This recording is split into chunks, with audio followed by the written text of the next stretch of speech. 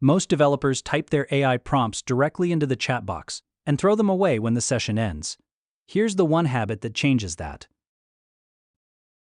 Before we dive in, let's introduce two important terms you'll hear throughout this course: prompt and context. A prompt is the instruction you give to the AI, what you want it to do. Context is all the background information you provide to help the AI understand the situation, your codebase, your constraints, your goals. When you type directly in the chat box, the prompt and the context are all mixed together in one message. Today we're going to start separating them.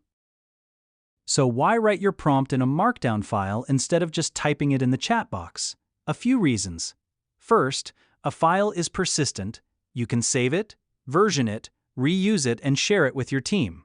Second, a file gives you more space to think. You can structure your prompt clearly, add sections, and be precise without the pressure of the chat box.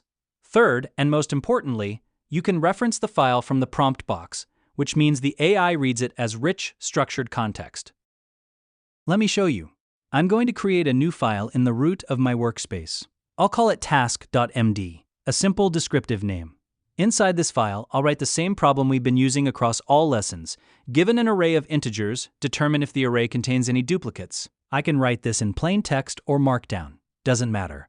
The important thing is that it's in a file the AI can read. Now, I don't have to stop at just the problem statement. I can make this more useful by adding structure. For example, I can add a section for the task description, maybe a note about the language I want, and any constraints or requirements. Markdown headings make this easy to read, for me and for the AI. The AI understands Markdown formatting very well, so this structured format actually helps it produce a better response. Now here's the key step. Instead of pasting the entire problem into the chat box, I write a short prompt, something like, follow the task described in task.md. And I link to the file directly. In Windsurf, I can do this by typing the @ symbol and selecting the file. Most modern AI copilots support this kind of file referencing. It tells the AI to read that file and use it as context. Short prompt in the box, full task lives in the file. Clean separation. Let's send it and see what happens.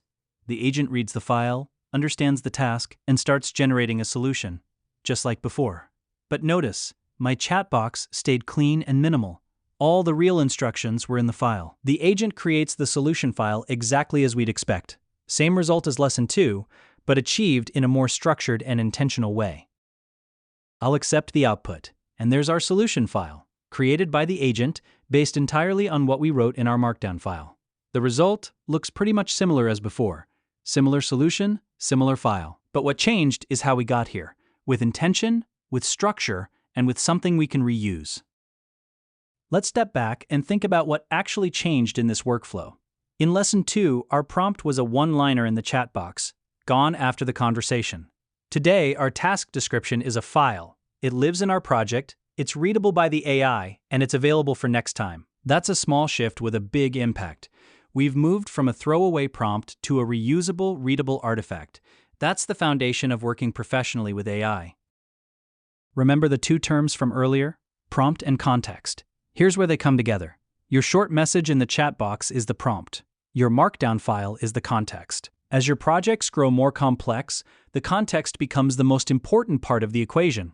The AI needs to know where it is, what exists, what the rules are. A Markdown file is the simplest and most effective way to deliver that context. We'll build on this pattern in every lesson from here on.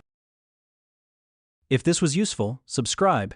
I post practical AI coding techniques every week. The full workflow from requirements to implementation is in a free Udemy course. Link is pinned in the comments.